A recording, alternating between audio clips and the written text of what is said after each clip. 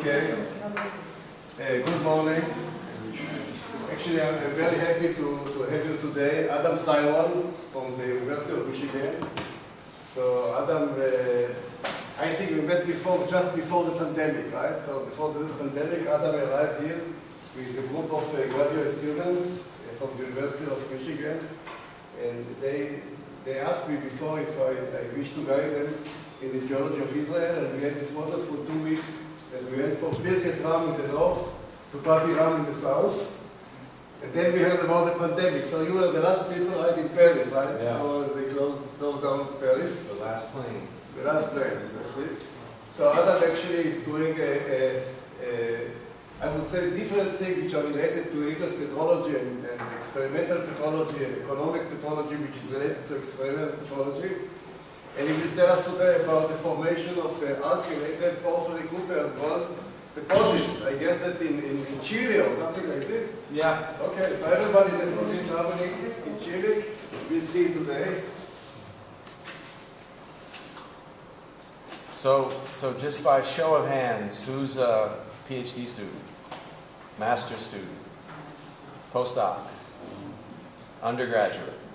Okay. So here's what I want you to imagine. That you're an astronaut in the space station. And as you float around the Earth, periodically you would see images like these, which are the largest holes that humans have ever dug. This is a hole, you can see the dimensions. And you can almost see them with the naked eye if you're in the space station, but certainly with a relatively decent telescope. And the reason that these holes exist is we mine the mineral resources that make modern cities like New York. So this is a rendering on the left of New York City in the year 1500. On the right is New York City today. And when you look at New York City today, you see concrete and asphalt. All of the buildings are made of steel. You see all of the glass, which is made of silica and different elements. And it's clear how different these two cities are. Here we have images of Seoul, South Korea. In 1900, everybody in Seoul, South Korea was destitute. Everyone lived a subsistence lifestyle. And if you go to Seoul, South Korea today, its economy is the 7th largest in the world. It has a GDP that is not close to Israel, but getting closer. And you can see how different Seoul is today than it was in 1900. If you look at Shanghai, China, you can see what happened in only 35 years. So in Shanghai, this is what you would see if you went there in 1990. This is what you see if you go to Shanghai today. When you look at this change, you're literally looking at the United Nations Sustainable Development Goals.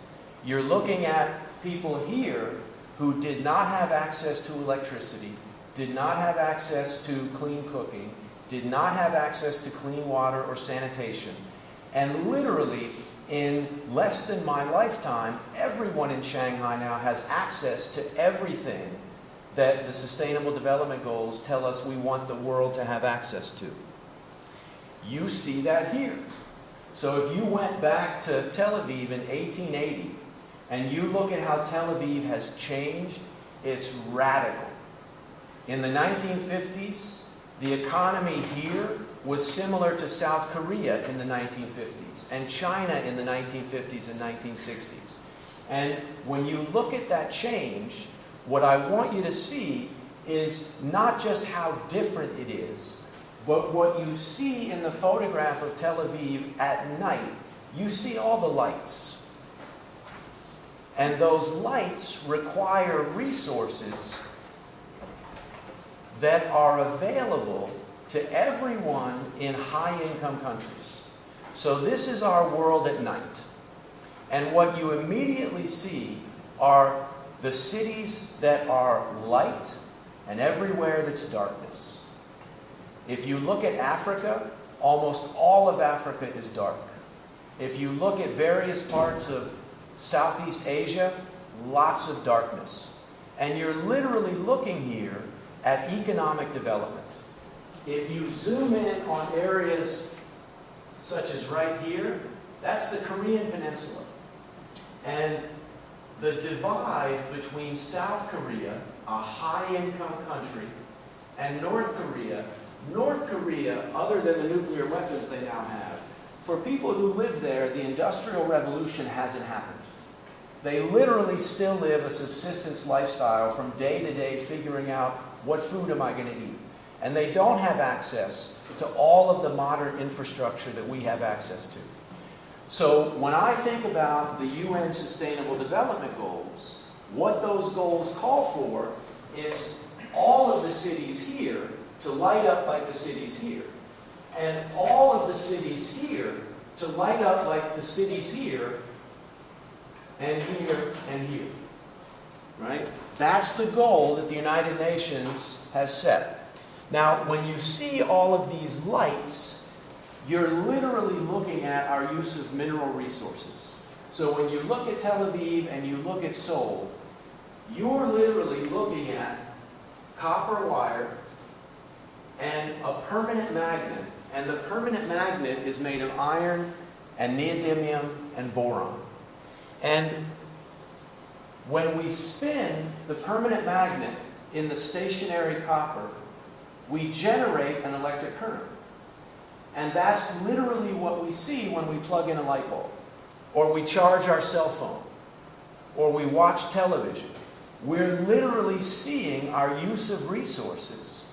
And so on the other end of the built environment in this room, somewhere there's copper, and somewhere there's a permanent magnet, and that's happening right now as we sit here. That copper comes from here. So this is in northern Chile. It's a mine called Chuquicamata. And it is the largest open pit hole that humans have ever dug. And the reason that we started digging this hole in the year 1900 is the rocks here contain about 0.6 weight percent copper and about 0.013 grams per ton gold.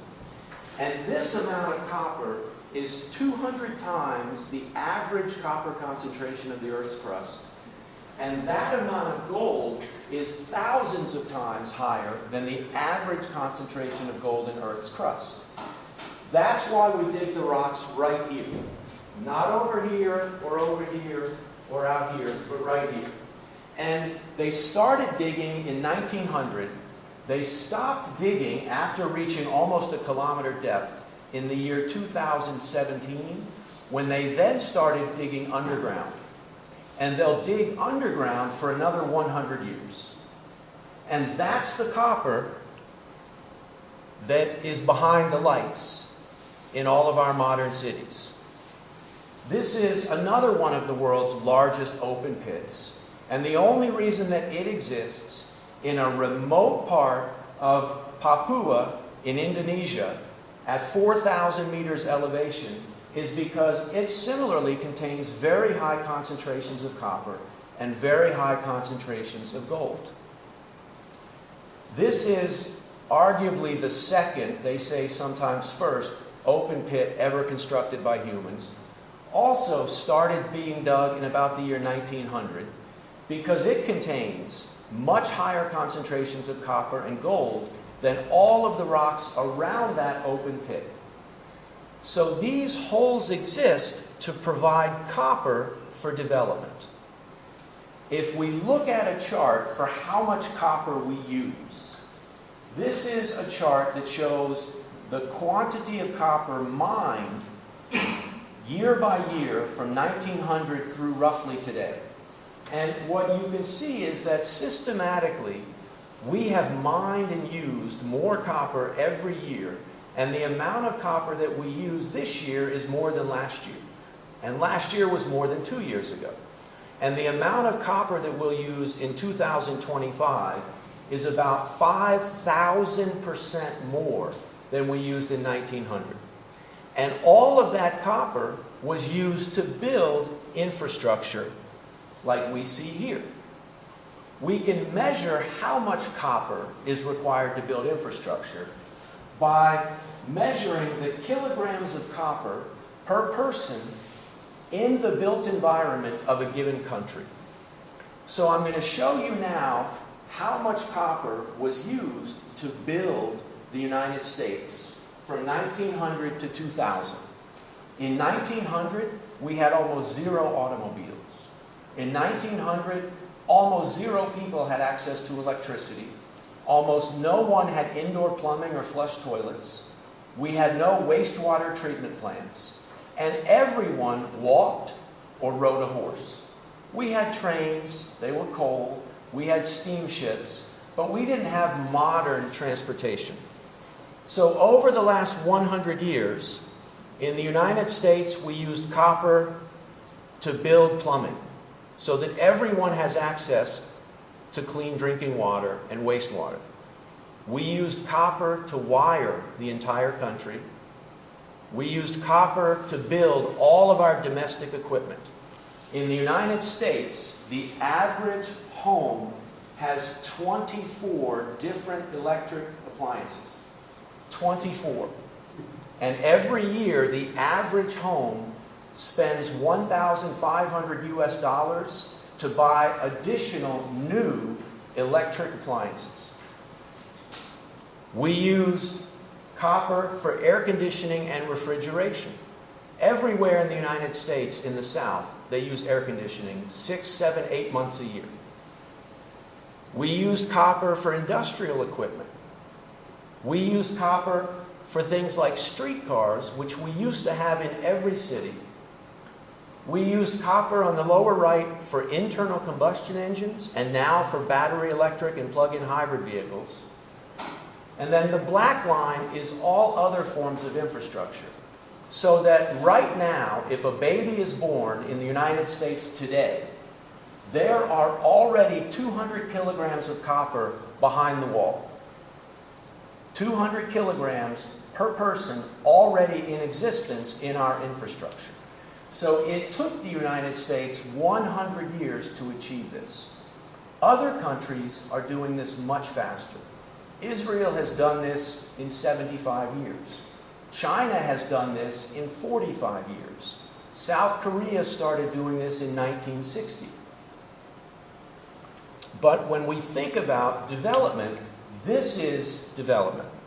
So, if we now look at a chart from the year 2000 projected out to the year 2050, where the y-axis is copper supply, the blue line is the historical mine supply of copper, year by year.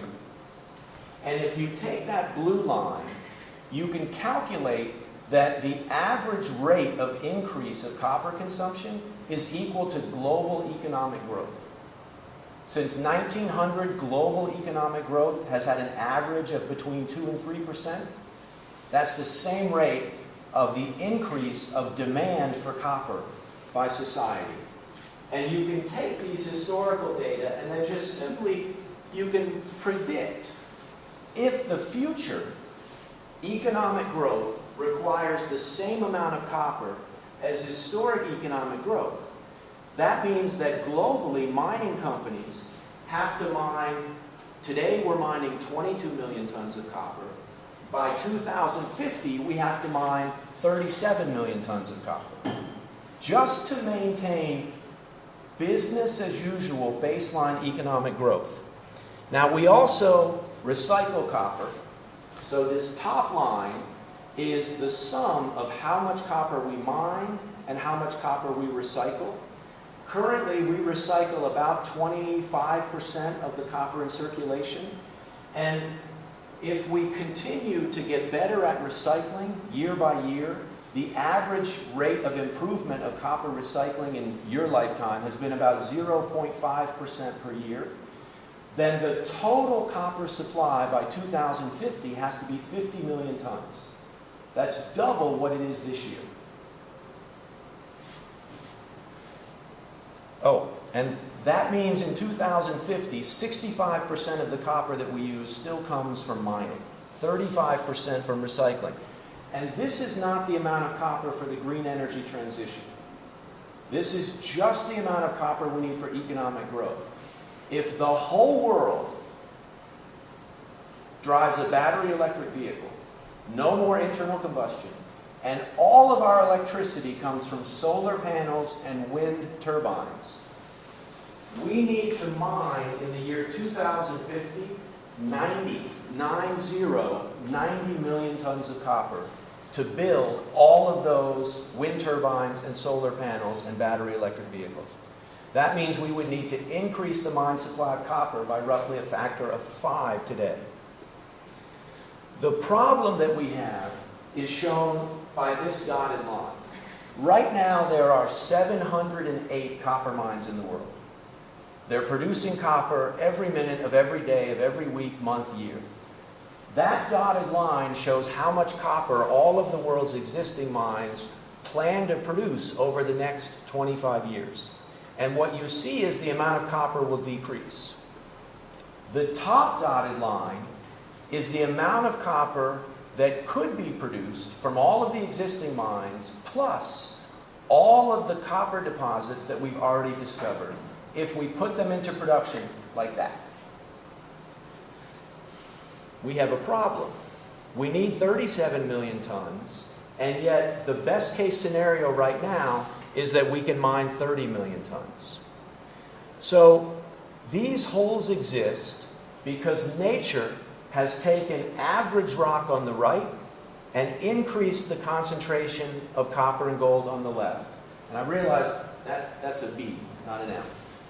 But what nature has done is increased the amount of copper by a factor of 200 and the amount of gold by a factor of 1,000 or 2,000 or 3,000, depending on the type of mineral deposit.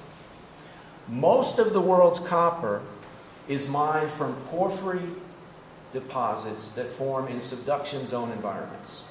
So most of the world's currently operating porphyry copper gold deposits are located in this area here, active subduction, these areas here, active subduction, and then much older subduction zones here. But we know that these types of copper deposits, which right now supply about 65% of the world's copper, they form in subduction zone environments, and they form as one of the end results of all of the processes conveyed here. So we know during subduction, we start with hydrated ocean crust and the overlying sediments. We know that as that crust and sediments get subducted, higher pressures and higher temperatures, we metamorphose and we dehydrate the ocean crust and those sediments. And we know that when we dehydrate and that water ascends into the overlying mantle wedge, that lowers the solidus, and we melt the mantle wedge, and we produce these primitive arc basaltic magmas. And those magmas ultimately rise up to the surface, and we see them up here in volcanic eruptions, and all of the world's porphyry deposits form right here, at depths of about 1 to 4 kilometers, below the volcanic edifice of the stratovolcano, after the eruptive activity has ceased. So all of the world's porphyry deposits form where we have a stratovolcano that develops, the volcanic activity ceases, and then we have continued input of magma into the plumbing system, and it's from those magmas after volcanic activity ceases that we form porphyry deposits. This is the porphyry deposit, one of the ones I showed you, the giant open pit in Utah. And it formed about 40 million years ago.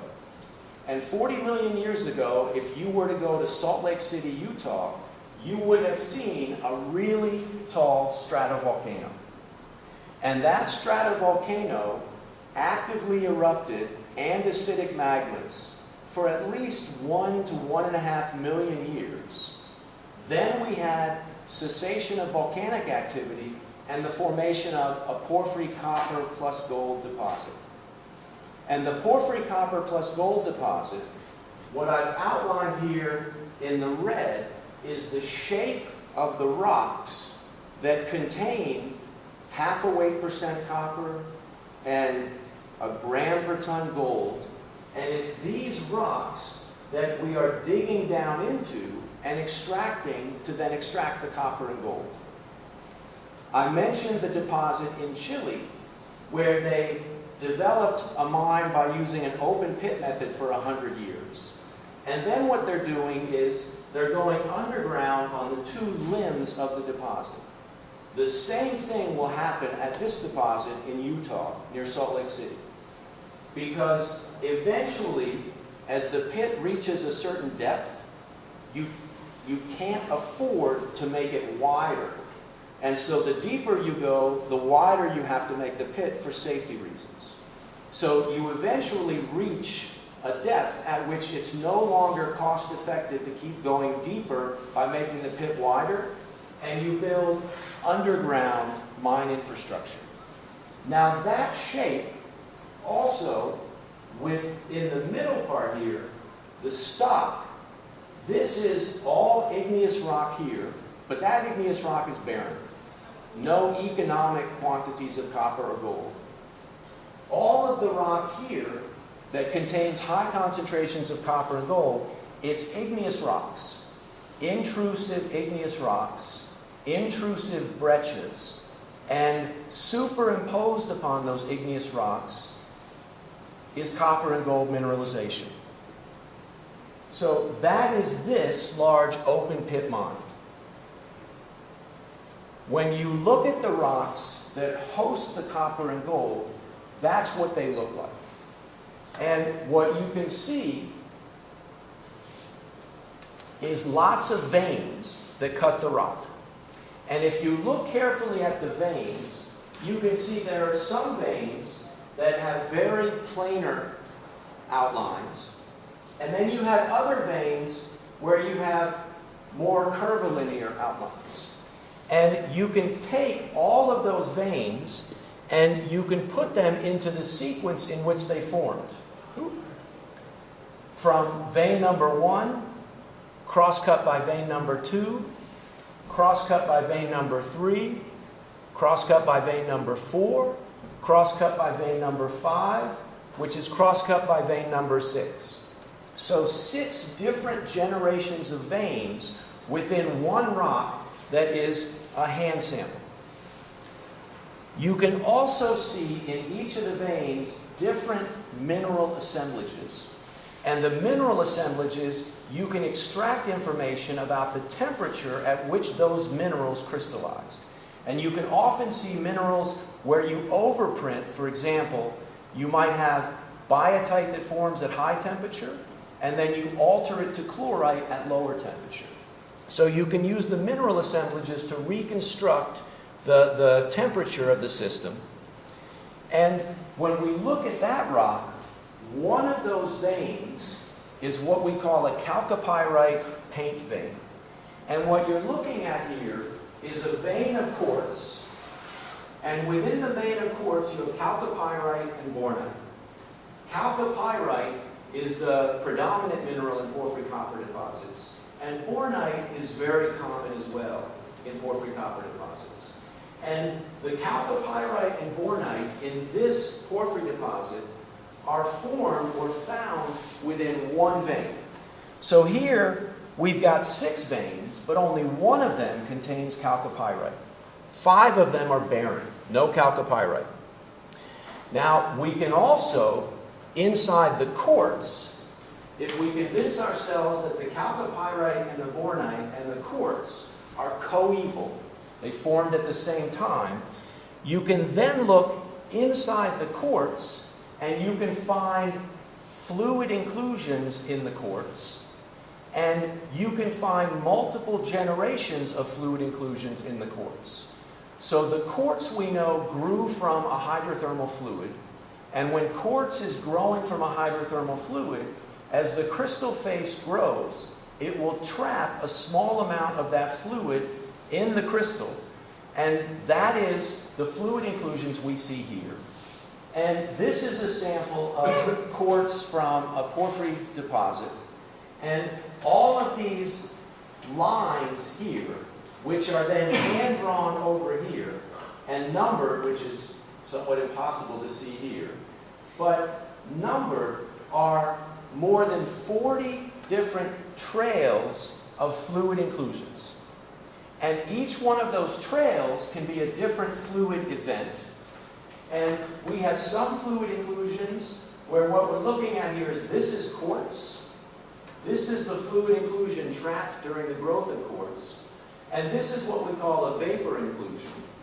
And if you take this inclusion and you heat it up to a temperature of 595 degrees, this liquid around the vapor bubble, it homogenizes to become just a vapor inside the inclusion.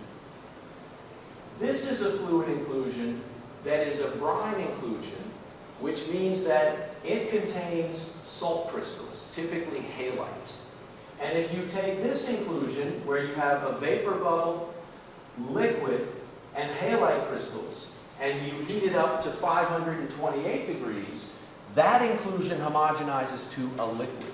And that liquid has a salinity that is above 26%, which is the solubility of halite in water. So you can find these fluid inclusions in quartz. You can use cross-cutting relationships to identify which generation of fluid inclusion comes first, which comes second, which comes third. And then we can measure the homogenization temperature, which tells us at what temperature was that quartz growing when that fluid was trapped within quartz. If you find fluid inclusion assemblages where you have a vapor fluid inclusion and a brine fluid inclusion in the same trail, that allows you to also constrain the pressure at which those fluid inclusions were trapped. So we go from hand samples that look like this to micro-scale fluid inclusions.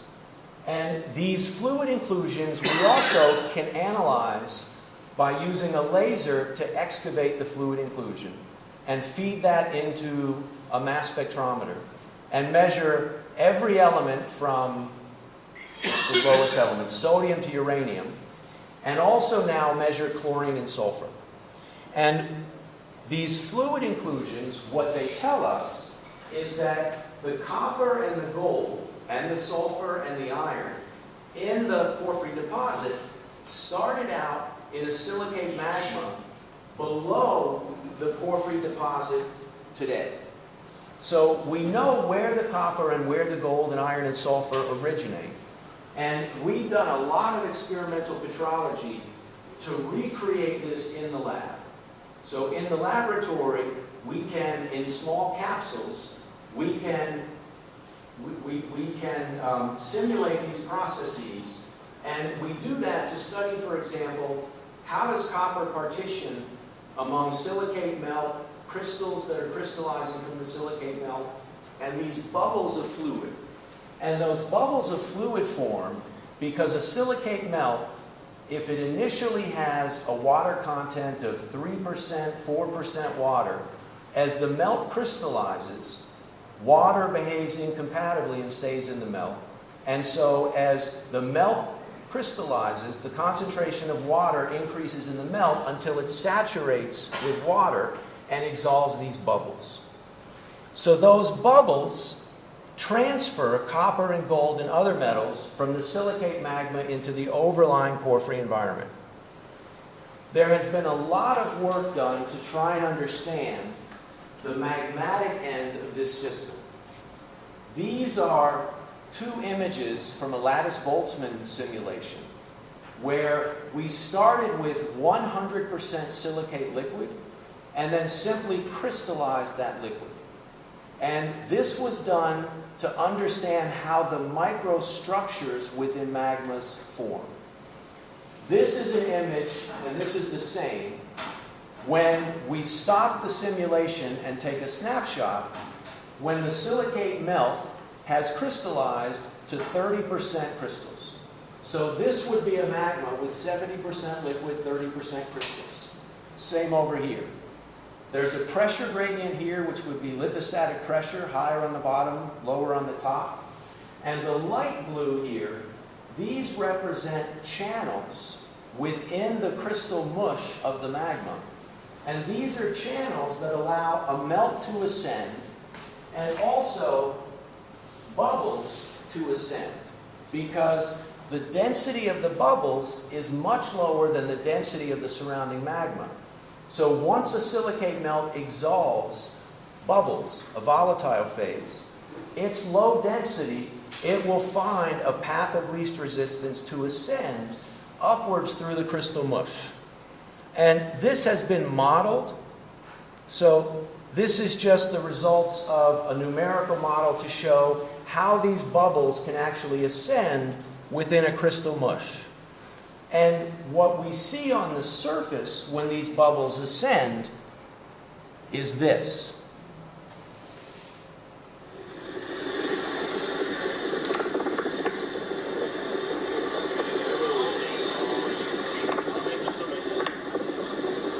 Watch out for the shot, it's coming.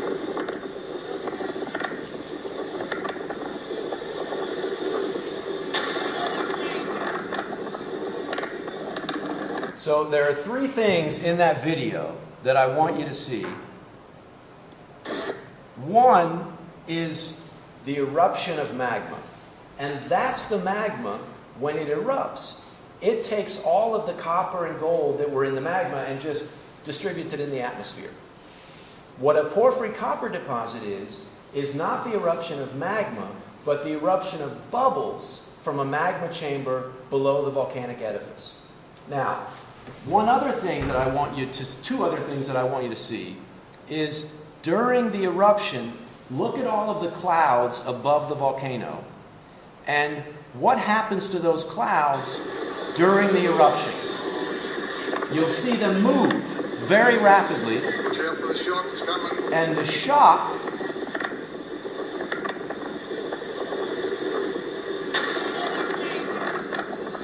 is the three-dimensional propagation of energy that we think of as sound that's released during the eruption.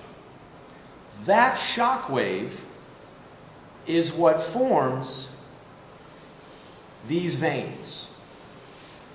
That shock wave occurs because, just like a balloon, if we have a balloon inside of a closed chamber, where imagine the whole chamber is a magma, and we now have the balloon, which are these bubbles, then as the bubbles ascend, they increase in volume and force per unit area. They exert pressure outward on the magma.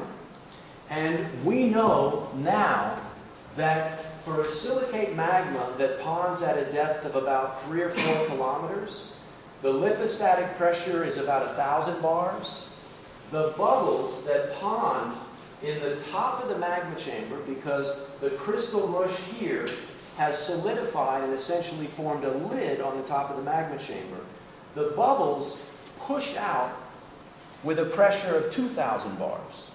So you have this huge pressure gradient between the bubbles inside the magma and the lithostatic pressure, and that's what causes the eruption. And that shock wave that we hear as the result of a volcanic eruption, that's the shock wave that looks like this in the porphyry environment. So a bottle of champagne erupts because the pressure of carbon dioxide is about 6 atmospheres. And as soon as you open the cork, you have a huge pressure difference between inside the champagne bottle and outside. That's hydrothermal fluid. And in a magma chamber, we would call that magmatic hydrothermal fluid. And in a magma chamber, that fluid is a mixture of water, dissolved salts, chlorides, iron chloride, sodium chloride, potassium chloride, copper chloride, gold chloride, and also sulfur. And depending on the oxidation state of the magma, that fluid will contain either only sulfur 2-, only sulfur 4+, or a mixture of both. And gold, it turns out, gold can bond with chlorine in a fluid. Gold also very strongly bonds with reduced sulfur in a fluid, but copper only complexes with chlorine. So the redox conditions of the magma here, they dictate what the oxidation state, the relative oxidation state of sulfur will be in the fluid, and that plays a role in how much copper versus how much gold partition from the melt into the exhaled hydrothermal fluid. Now that shock wave also creates permeability. So the hydrothermal fluid that erupts, as it erupts and rapidly transitions from lithostatic pressures to hydrostatic pressures, it creates its own permeability, and those are the veins that we see. And at every porphyry copper deposit, if we imagine the top of a bottle of champagne, what we see when the shock wave creates veins, we get fractures that radially move away from the center of the eruption of the magmatic hydrothermal fluid. So this we now can model, and we can also use data for the solubility of metals in the fluid, and we can actually model how the shape of a porphyry deposit evolves. So what we end up with is this very characteristic upside-down U shape for all porphyry deposits everywhere. And that explains this. One of the questions that I've tried to answer for the last 20 years is that when we look at porphyry deposits globally, and we look at the copper content of the porphyry deposits and the gold content of the porphyry deposits, all of the world's porphyry copper deposits have copper concentrations between about 0.1 and 1% copper. All porphyry copper deposits. And they have gold concentrations that span as much as 4 orders of magnitude. So we have some of the world's largest porphyry copper deposits that have low gold concentrations, and other porphyry copper deposits that are gold rich. Now what's important here is that all porphyry copper deposits, they're mined for the copper. So the dollar value of copper covers the cost of mining. The gold that you co-produce as a byproduct of mining adds to the profit margin. And so at all porphyry copper deposits, they're interested in how much gold can we produce, how much silver can we produce. There are some porphyry copper deposits that also produce platinum and palladium. And so all of the other metals add to the profit. So we have gold poor porphyry copper and gold rich porphyry copper. And then we have these weird porphyry deposits, which are porphyry gold deposits that contain uneconomic concentrations of copper.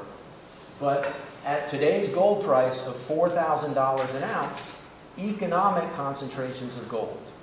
So starting from my PhD 20 plus years ago, I'm still trying to figure out what causes the difference in copper concentrations and gold concentrations. So we've worked on this from a variety of angles, highlighted here. We know that porphyry deposits form up here, 1 to 4 kilometers depth. We know that porphyry deposits form in volcanic arcs beneath a now dormant stratovolcano. We know that all of the world's porphyry deposits, the composition of the magmas and the igneous rocks are roughly andesitic to dacitic. And we know that all of the magmas up here started life down here. So what we've tried to do, and a lot of people in my community work on various aspects of this, is understand the following. We know that volcanic arcs require subduction of hydrous or hydrated ocean lithosphere and overlying sediments. We know that the water, the devolatilization of the sediments in the ocean lithosphere, the transfer of that water results in melting here. We also know that the oxidation state of the mantle here is about 1 order of magnitude greater than the oxidation state of the mantle out here. So people in the igneous petrology community have spent a lot of time trying to figure out how the mantle out here has an oxidation state of phayolite magnetite quartz, FMQ, whereas the oxidation state of the mantle here is about FMQ plus 0.7. And people have speculated, well, that must mean, originally, it must mean that when the water enters the mantle wedge, the addition of water to the mantle wedge oxidizes the mantle wedge. We now know that's not the case because people have done experiments to show that simply adding water doesn't cause oxidation of the magmas or the mantle. So then people started speculating, well, what components in the water could oxidize the mantle wedge? So people have speculated, could it be ferric iron in sediments? Could it be oxidized sulfur in sediments? And then oxidized sulfur in the fluid? And so we started a project a couple of years ago to model sulfur. And we did a thermodynamic model of the speciation or the oxidation state of sulfur in the bubbles. And we were interested in how the concentration of sulfur in the bubbles correlates with the concentration of gold in the bubbles for different sulfur species. And one of these sulfur species is this. It's referred to as the trisulfur ion, S sub 3 with a negative charge. And it had been seen in experiments where you can in situ, at high pressures and high temperatures, measure the oxidation state of sulfur in fluids. So we did a numerical model to simulate sulfur speciation here. And what the model results show is that if the fluid here contains reduced sulfur here, and this trisulfur ion, that trisulfur ion loves the complex with gold. And that causes the concentration of gold in the fluid to be higher than if sulfur exists in other oxidation states, and the gold chloride line is the concentration of gold in the absence of sulfur. So we put this together in a model where during subduction, if we introduce oxidized sulfur via these bubbles into the mantle wedge, the oxidized sulfur can oxidize the mantle wedge. And the reason that's important is that all of the copper and all of the gold that end up here, they start out in sulfides in the mantle wedge. And in order to liberate the copper and the gold and the sulfur in the sulfides in the mantle wedge, you have to cause those sulfides to be resorbed during melting of the mantle wedge to produce these primitive basaltic magmas. And so the results of the numerical model that we constructed are that it's the transfer. One explanation for the oxidized nature of the subarc mantle is the presence of oxidized sulfur in these bubbles down here. So that's at the bottom of the plumbing system. This is a project with a postdoc from Chile, where now we're looking at the upper parts of the plumbing system. So we're looking at porphyry deposits that form here, depths of 1 to 4 kilometers, from magmas that pond at depths of 1 to 4 to 5 kilometers, beneath a stratovolcano where volcanic activity has stopped. There's a lot of work in the igneous petrology community to try and understand how the composition of the magmas here, how they reflect processes all the way down to the subarc mantle. This now famous acronym, MASH, mixing, assimilation, storage, and homogenization. And so lots of work done to try and understand those processes. And what we've been focused on is trying to understand the magmatic system and the magmatic hydrothermal system.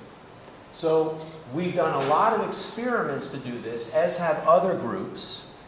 And for the natural studies, we focused on one area in Chile. So this is a map of Chile with the Andes Mountains that run this way, and an arc parallel fault system called the Atacama Fault System runs the entire length of Chile up into southern Peru. And when you look at the map, I'm highlighting a yellow area here called the Maricunga Belt, and a second yellow area here called the El Indio Belt. And what we see in Chile are, at these latitudes, lots of porphyry copper deposits. At these latitudes, lots of porphyry copper deposits. But here and here, only gold deposits. No copper. And they're time equivalent. So big picture questions would be, what could possibly be changing in the subduction zone factory so that you get porphyry coppers to porphyry gold to porphyry gold to porphyry coppers? Lots of people chasing this. And we focused on one deposit in the Maricunga Belt, where all of these are gold deposits. And we focused on this one called Dorado. And what we have done is to focus and study in drill core. So this is a deposit where a mining company has drilled lots of holes. And we had access to several, give or take 10 kilometers of drill core through various parts of the system. And we can use those drill core to reconstruct the magmatic part of the Dorado system and the magmatic hydrothermal part of the Dorado system. Dorado is a porphyry gold deposit. And so using the drill core, we can reconstruct multiple porphyritic intrusions. And these porphyritic intrusions are silicate magmas where you end up with a texture of big crystals and small crystals, porphyritic, hence the name porphyry. And the gold is hosted in veins that look like this. And these are referred to as banded quartz veins. And the banding reflects the presence of what must be trillions of teeny tiny little vapor-only fluid inclusions. These fluid inclusions have no liquid meniscus. They are vapor, vapor only. We can reconstruct that these quartz veins here that were injected into already in place porphyritic igneous rock, that these quartz veins precipitated from a magmatic hydrothermal fluid that erupted from its source magma at a depth of about 1 kilometer, so relatively shallow. And the way that these quartz veins with the banded texture are explained is that when you have very shallow eruption of a magmatic hydrothermal fluid that is silica rich, the rapid decompression and cooling results in the precipitation of a silica gel. And as the silica gel precipitates, it precipitates with lots of the fluid, and then the silica gel crystallizes into quartz. So what we've been working on, and we haven't published yet, is trying to reconstruct the magmatic history and the magmatic hydrothermal history. And we do that using melt inclusions in the silicate phases. And the one that we focus on is silicate melt inclusions in plagioclase, which have their challenges but can be useful. And you can take these silicate melt inclusions in plagioclase and you can analyze them using a laser, and you can measure their composition, and you can measure all of the metals plus chlorine plus sulfur. And so what we've been able to do is reconstruct the composition of the melt for different porphyry intrusions below the Dorado system, how the concentration of copper changes through the history of the system, how the concentration of silver changes, how the concentration of gold changes through the system. And what we end up with is the copper concentrations of the silicate magmas here are normal. They're not low, they're not high, they're normal. The silver concentrations of the silicate magmas are very high, and the gold concentrations are exceptionally high. So we've been using this to try and reconstruct the shallow parts of the magmatic system. And we recently finished analyzing all of the fluid inclusions, and I know somebody's trying to get in here. We finished analyzing all of the fluid inclusions, and what we find at Dorado is that the fluid inclusions in these quartz veins, if we look back to the same diagram, all of the open circles here are the composition of the rock at Dorado, drill core assay analyses. All of the blue dots are the concentrations of copper and gold in the magmatic hydrothermal fluid. And this, for reference, this is the range of concentrations of copper and gold in fluid inclusions from porphyry copper deposits. So what we think we can show for the first time is that at a porphyry gold deposit, the silicate magmas were gold rich, much higher than normal. And that allowed those silicate melts to exsolve a magmatic hydrothermal fluid, and that hydrothermal fluid is also very gold rich. So we're working now to try and smooth out some of the rough edges and put this together, and we end up with a series of takeaways, which are, we think the magmas that form porphyry gold deposits up here had to be enriched in gold somewhere in the plumbing system. That somewhere could have been down here or anywhere up here during the mash process. So we're ultimately trying to figure out that and coming at it from different angles, using experiments, using studies of natural systems, looking at melt inclusions, looking at fluid inclusions, and we think we may have figured out, at least at one of these porphyry gold deposits, why it's so gold rich. Now what people are trying to do is figure out how you translate that into strategies to explore for and discover new gold rich deposits. And I'll stop. Okay.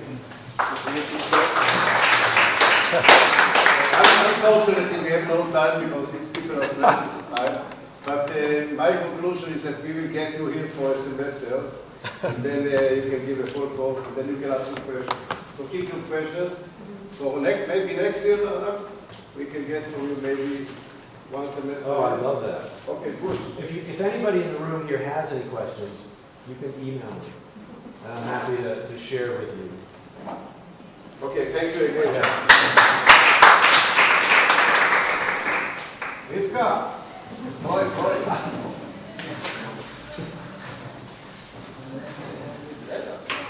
Sorry, Rivka, we know Adam said. Just particularly with the students not to be late to class, so to be an example.